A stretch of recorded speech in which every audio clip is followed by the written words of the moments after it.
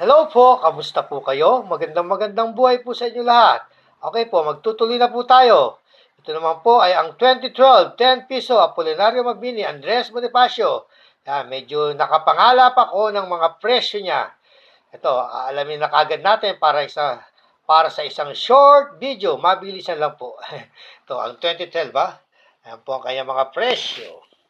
Ayan. 2012 10 piso. Ayan ang kanyang presyo. Sa very fine, 38.48. Sa extremely fine, 72.16. Yan na po ang kanyang lang mga value Sa 60, 120.27. Yan. Sa 63, 180.47 pesos na po yan Sa 65, 240.55.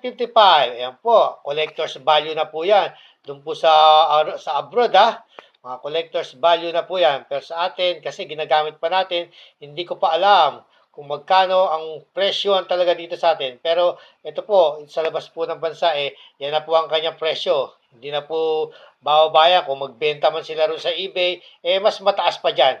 Okay po, sana po nakapagbigay ako ng konting aliw, konting impormasyon para sa pangungulekta ng coins. Hanggang sa muli, lagi po nating tatandaan, ang mga barya ay bahagi ng kasaysayan. At tayo po ay bahagi ng kasaysayan ng Pilipinas. Bye for now. Don't forget to subscribe.